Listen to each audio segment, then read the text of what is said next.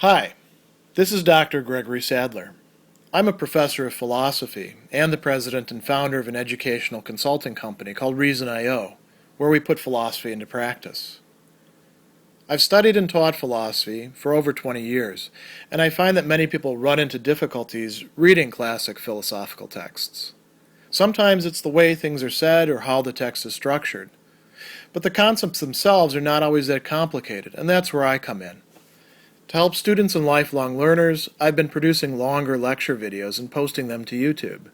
Many viewers say they find them useful. What you're currently watching is part of a new series of shorter videos, each of them focused on one core concept from an important philosophical text. I hope you find it useful as well. In Section 3 of the Groundwork of the Metaphysics of Morals, Kant asks a question that may at first strike you as very strange, especially if you've read through the rest of the work, namely, how is a categorical imperative possible? Why is that a strange question? Well, he's already talked an awful lot about the categorical imperative, not merely as possible, but as something actual for us, something that we are bound by, and if we want to consider ourselves to be moral human beings, must recognize and obey, as well as give to ourselves. So why is he talking about it being possible and asking questions about it? He's not asking whether it's possible. That's already granted. He wants to understand how is it that something like this could come about. And that's going to be very helpful because it allows us to sort of locate where it's coming from and what it cannot be coming from. He's done this already to some degree in talking about the different other proposed principles of morality that turn out to be, as he calls them, heteronymous. Autonomy, which I don't have on the board, but is a very important term that he uses here, is critical and as opposed to any sort of heteronomy of the will. So let's talk about what he goes over in this section. He distinguishes between a world of sense and a world of the understanding, or the intelligible world. He uses these fairly synonymously, rightly so. And within the world of sense, we see ourselves as beings that do in fact carry out actions. But these actions are effects, or as he's going to call them, phenomena of the will, which is a free causality, not something that we can directly observe through experience in the world of sense. So it's not something that is, say, the object of science, or the object of empirical observation, but rather it's a free causality, and he's discussed this quite a bit in other places, so you can look at the other videos talking about that.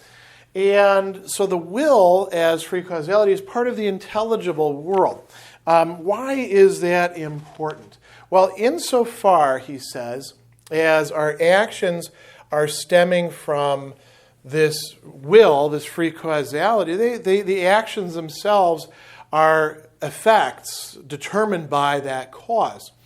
However, we understand ourselves as phenomenal beings, as beings that have desires and inclinations as well. All of us have these. We have a whole panoply of desires and inclinations. These can be anything under the sun. That's why Kant says at another place that you can't really determine what happiness is because it's the satisfaction of desires and inclinations. There's so many of them. Who knows, which ones any given human being has. However, these desires and inclinations, they can also determine our actions when we're following along by, say, a psychological determinism, when we're behaving in immoral or non-moral ways. We're allowing desires and inclinations to, you might say, run the show, to make the final decision about what we're going to do. And Kant says that we can even talk about a law or laws, plural, of desires and inclinations. These are exactly what, say, psychological laws are supposed to be. They pertain to the phenomenal human being, as somebody who has desires, motivations, inclinations, all these sorts of things that are non-moral in Kant's sense, which can, in fact, guide our actions. So we're, to a certain extent, torn between these two worlds. The intelligible world is the place where we are going to find motivations of morality, according to Kant. The world of sense is where we are going to find motivations of happiness, of satisfaction of our desires and inclinations, Kant says. And both of those can move us. Both of those can determine what our actions are going to be. But the will, in its fullest sense, is on the side where we find morality. What else does he tell us that's very important about this? He says that this intelligible world is, in fact, the ground of the sensible world, the world of sense. And the laws of the intelligible world are, in a certain sense, greater than or grounding for the world of sense as well. So, here we go.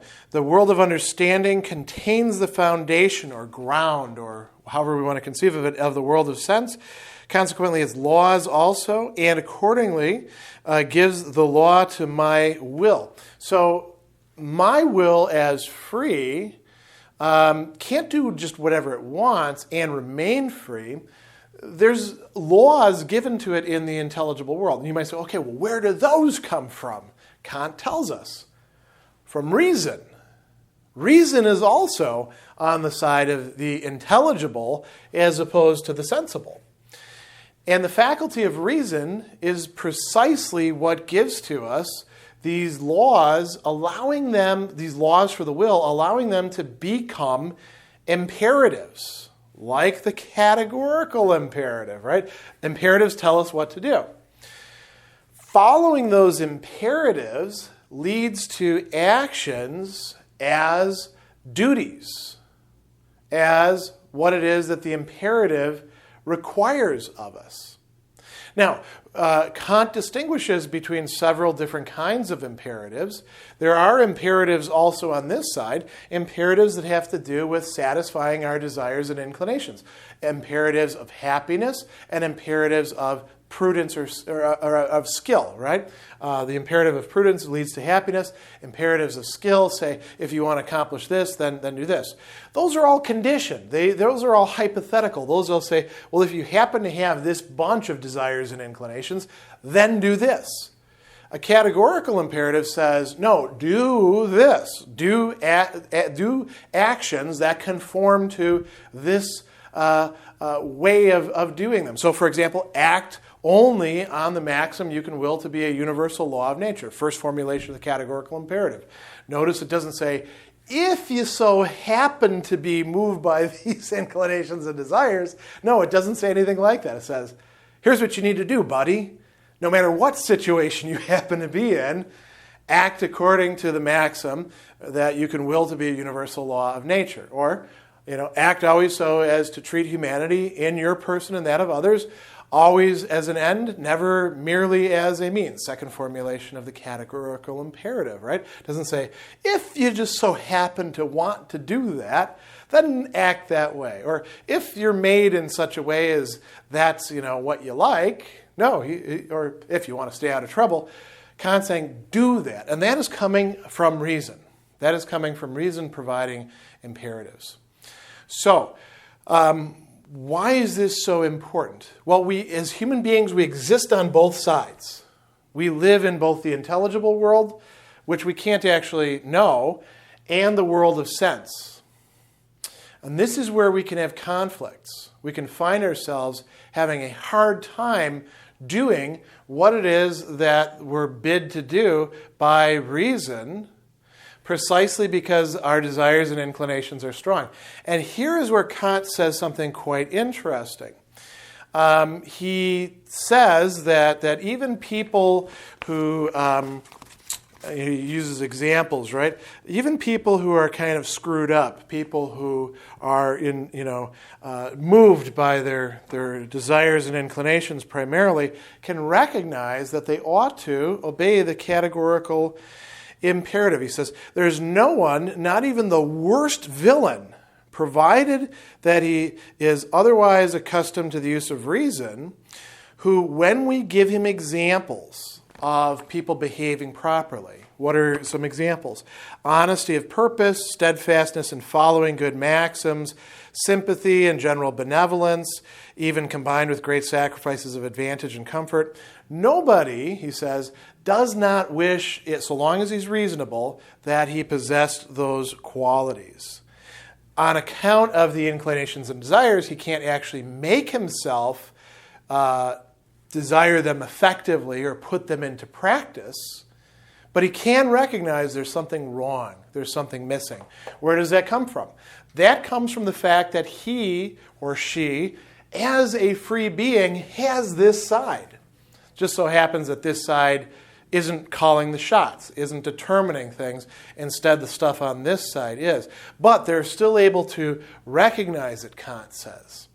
So what we have here, again, in asking how is a categorical imperative possible, it comes about precisely by the fact that we straddle these two sides, these two integrated sides of ourselves, and we have this faculty of reason that can tell our will, here's how you need to behave if you really want to be free and you want to continue being a free cause.